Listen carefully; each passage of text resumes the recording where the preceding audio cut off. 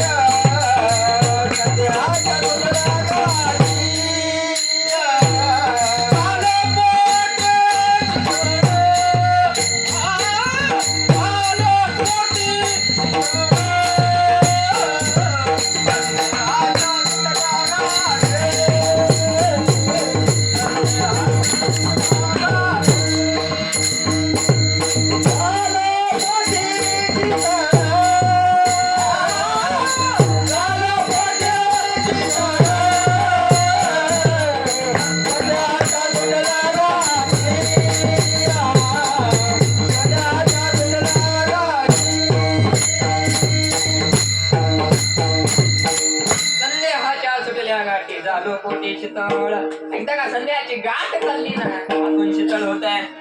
संध्याची गाठ निघली पाहिजे.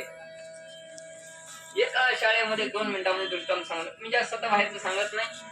वेळ आपल्याला थोडा राहिला आहे. माझं एक असतं महाराज वशिष्ठीवर घालत बसत गाडी किती जरी वाजता निघली तर टाइम मलाच वाचवायची.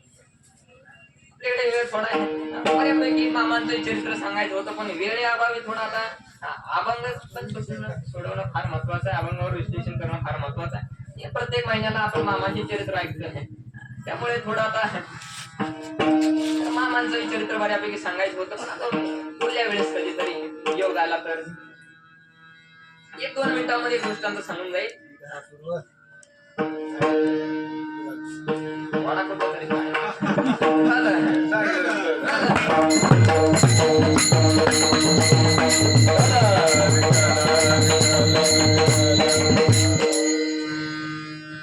शाळेमध्ये शिकत होता आणि शाळेमध्ये शिकत होता त्याला बाळून कपाटाचे डब्बे आणायला सांगितले. तो बाळू पळत पळत जातो आणि कपाटाचे डबे घेऊन येतो. त्या डबी होती लोखंडाची. तो बाळू येतो पळत पळत आणि लोखंडाची डबी गुरुजीच्या समोर घेऊन येतो आणि गुरुजीला म्हणतो गुरुजी त्या डबीमध्ये काय आहे. गुरुजी म्हणतात बाळू उघड तरी खरं. तो बाळू गुरुजीला म्हणतो गुरुजी सांगितल्याशिवाय उघडणार कारण पोरं आता लय आगाव महाराज.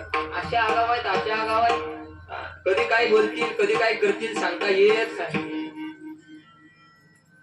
मला एकाने येड्यात काढलं बरं का महाराज. एका ठिकाणी गेलो कीर्तनाला गेलो एक पोरगा पळत आला. मला महाराज आहे का म्हणलं होय महाराजच आहे कारण आपलं वजन पडत नाही महाराज. कसं होतंय कीर्तनकाराचं वजन पडलं पाहिजे. आपलं वजन पडत नाही कारण आपल्याला वजन नाही. कसं आहे महाराज आता महाराज म्हटलं की गाडी गाडी आपल्याला ह्याच्यात काहीच नाही. आपण सगळ्यात मोकळा आहे. गाडी घ्यावी तर आपलं कार्यक्रम रेशन कार्ड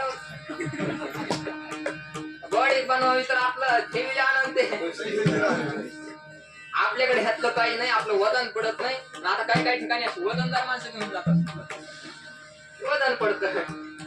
एक पोरगा आलं म्हटलं महाराज आहे का नाही होय कीर्तन तुझं आहे का माझच आहे तू सांगणार का महाराज मीच सांगणार.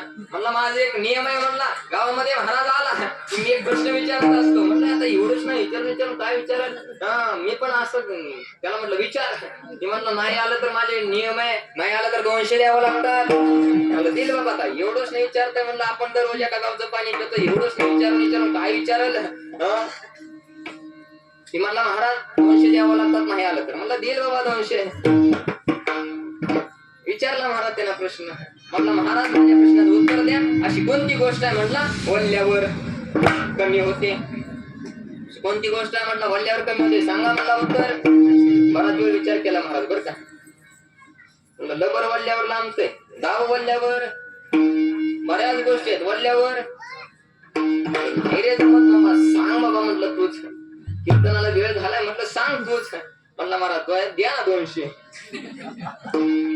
बसल्या बसल्या 200ला काम लागलं. महाराज 200 काढलं दिलं. महाराज त्यानं उत्तर दिलं. म्हटलं आता सांग ना उत्तर. त्यानं उत्तर सांगितलं. महाराज अशी गोष्ट आहे वल्ल्यावर कमी होते, ती गोष्ट म्हणजे बिडी.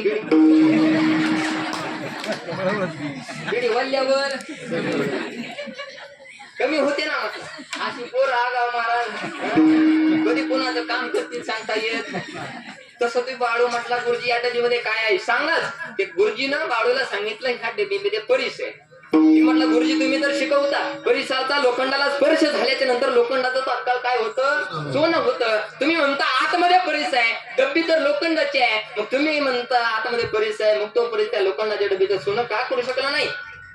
त्या बाळूला गुरुजी म्हणतात बाळू डब्बी उघड तरी खरं. बाळू डब्बी उघडतो महाराज, आतमध्ये परीस आहे, डब्बी लोखंडाची आहे, पण तो परीस त्या लोखंडाच्या डब्बीचं सोनं करू शकला नाही, कारण त्याला एका कॅरी बॅगचं आवरण पडलंय.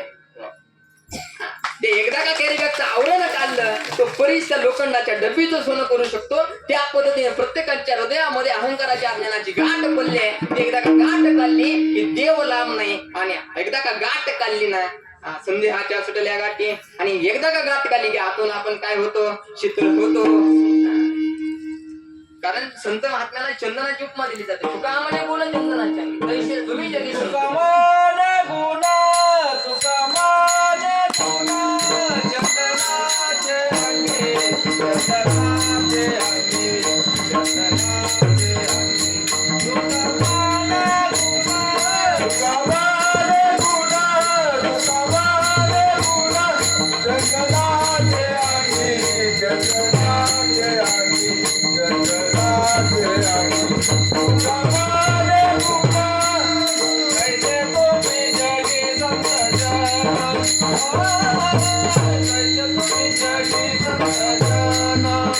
कैसे तुम्ही जगी संत जन, कैसे तुम्ही जगी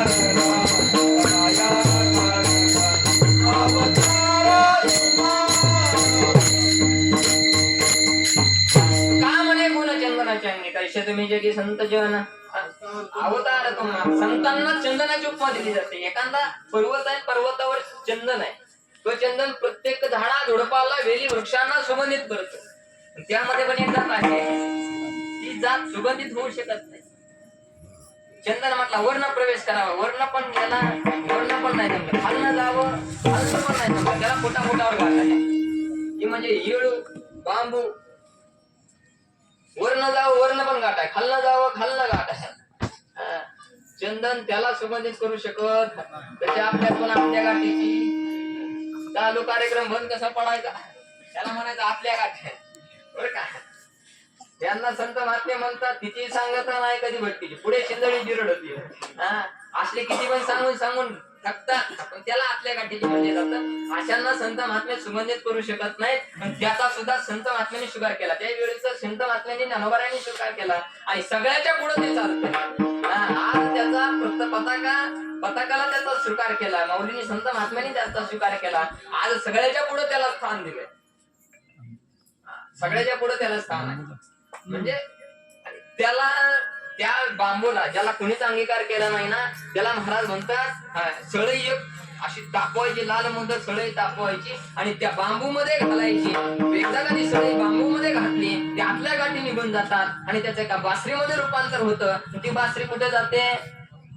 देवाच्या हातामध्ये जाते. म्हणजे आतून तापवावं लागतं. संत देवाची संगत प्राप्त व्हायची, देवाच्या जवळ जायचे, त्या गाठी करायच्यात ना, तापवावं लागतं महाराज, तापवावं लागतं. आणि ते तापवल्याच्या नंतर, तापवायचं म्हणजे काही जाळ घालून जाळावर बसायचं.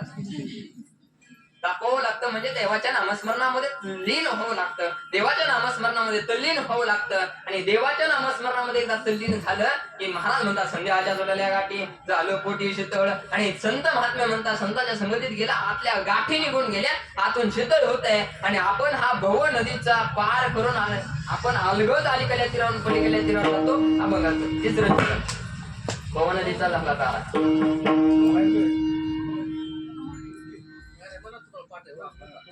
विठाल